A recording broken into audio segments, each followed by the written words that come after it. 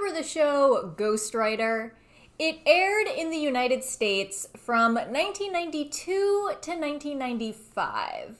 And the premise is that a bunch of kids in Brooklyn go around solving crimes and investigating mysteries with the help of a friendly ghost who can only communicate through written or typed words. Sounds fairly innocuous, right? But one particular storyline was pure childhood nightmare fuel and convinced me to sleep with a bottle of vegetable oil next to my bed for weeks. A proverbial crucifix against the gum-based demon that I believed would inevitably come for me. The episodes I'm referring to are a multi-part arc called Attack of the Slime Monster. One of the girls, Casey, is trying to write a scary short story as part of a contest featuring this vile-looking doll thing called Gooey Gus. First of all, Gooey Gus is just revolting. The doll oozes purple slime out of its mouth that the other characters scoop up and chew like bubblegum. Since it's almost Halloween, I decided to get dressed up and revisit these episodes that terrified me so badly as a child. And I still find Gooey Gus disgusting. My stomach felt queasy the whole time I was watching this. The premise of the story they're writing is that Casey acquires a Gooey Gus toy, and then the children suspect that it may actually be alive.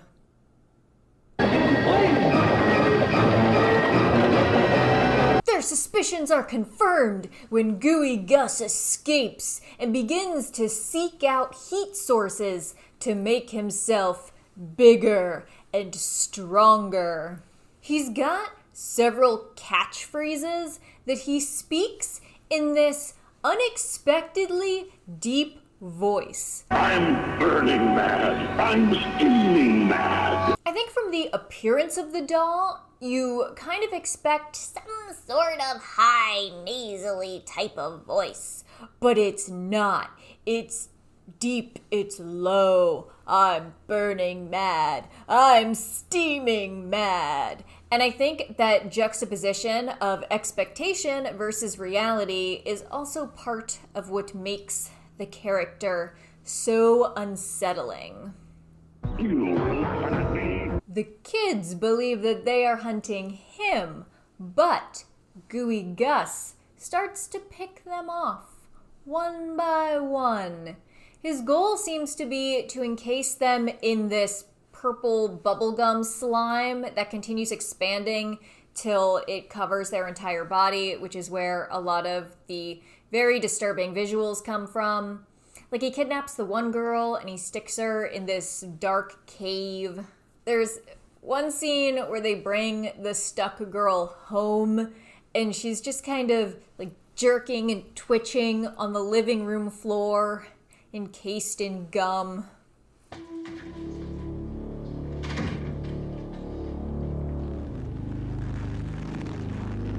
At one point, he's in the sewer drain, like the clown from It. Slime, anyone? There is some unintentional humor, too, though, in this episode. At one point during the obnoxious subplot, the one girl's dad says that she and this boy are bickering like an old married couple. Gonna be going up in front of a lot of people. Cool it, you guys. You sound like an old married couple. I can't believe you said that. And she is just so overwhelmed with teen angst and embarrassment that she runs smack into the dryer. I didn't mean you really look like a couple. I mean... Dad! Ow! When the kids screw up and accidentally douse Gooey Gus in hot water, he grows from doll size to the size of a human man. And I think, ironically, most of my childhood nightmares featured the doll-sized Gooey Gus as opposed to the human-sized Gooey Gus. And I think this really has to do with like the likelihood of obtaining adult assistance. Like with a creature that is the size of a doll, it can just go still. And your parents will say, "What a weird doll that is. How strange. You have such an active imagination. Now turn off all the lights and go to sleep." But if you're pointing them towards a slime monster that is 6 feet tall and the size of a human adult, like they're much more likely to notice this and to validate some of your concerns. Laughing at me? You laughing at me? The kids are trying to come up with a way to defeat the slime monster, and their 3 ideas are worms, snakes, and a bigger slime monster.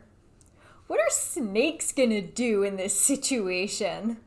He goes after the one girl in her apartment, and when her friends rush in, they find her in this undulating purple slime cocoon on the back of the door, in what is another horrifying visual. Ultimately, Jamal and Tina are the only 2 kids left standing. Their friends have all been encased in gooey purple slime cocoons with only their faint struggles for freedom visible from the outside. But fortunately, Jamal has a plan, and he and Tina are able to defeat the slime monster using vegetable oil, since vegetable oil softens gum.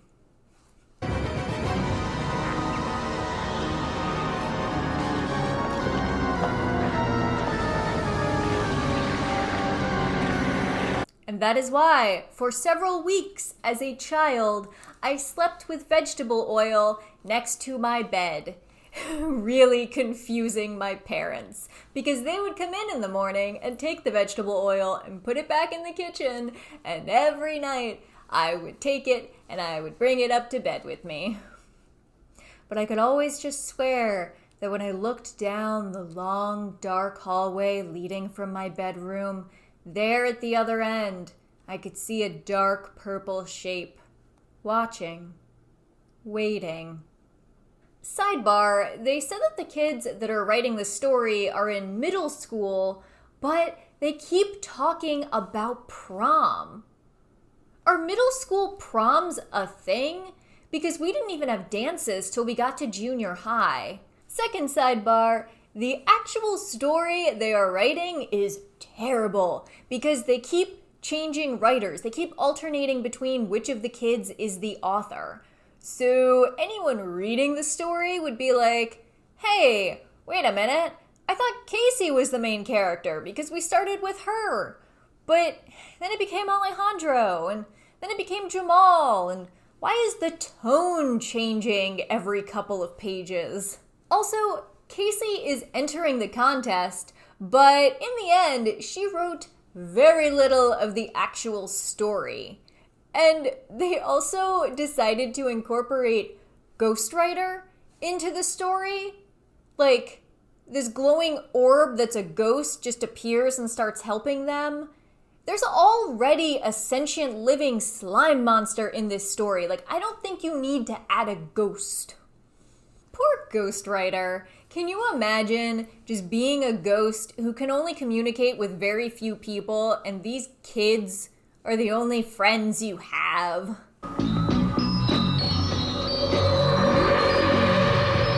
Like a lonely ghost. Like a lonely ghost.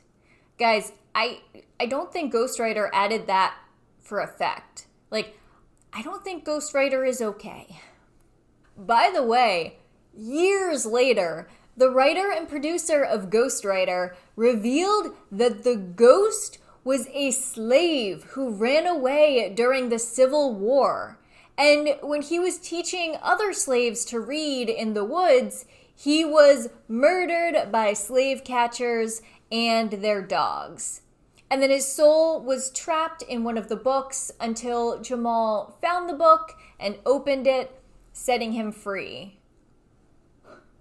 This show would be so different from Ghostwriter's perspective.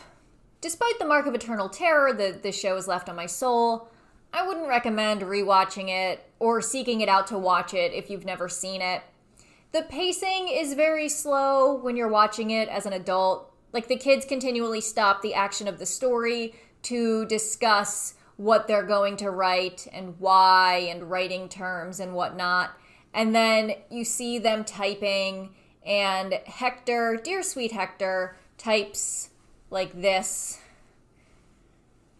They also added in this entirely unnecessary subplot about the two kids jamming as part of a band audition. It goes on way too long.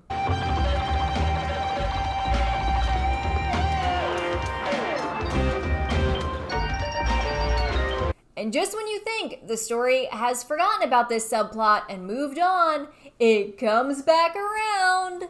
If we remain far apart, I'll always carry thoughts of you deep within my heart. A feeling like this, you know it's never gonna end, cause you know nothing's gonna stop the love of a friend.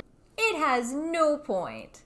Attack of the Slime Monster is actually the last episode in the original series of Ghostwriter. So they really decided to go out with a bang. There was a reboot of the series, I believe on Apple TV in 2019, but I never watched it. Ghostwriter. What a trip. The episode is available in a couple different places on YouTube, and since it seems to be ripped from an old VHS, you see that visual of that kid with the light bulb or with like the doorbell in his head. That also freaked me out. I don't like that.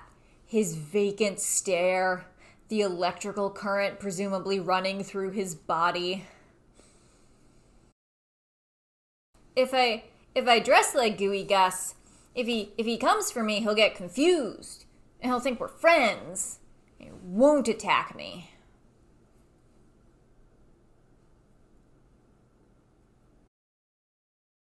Slime, anyone? It's almost my Palpatine voice. Almost, but not quite.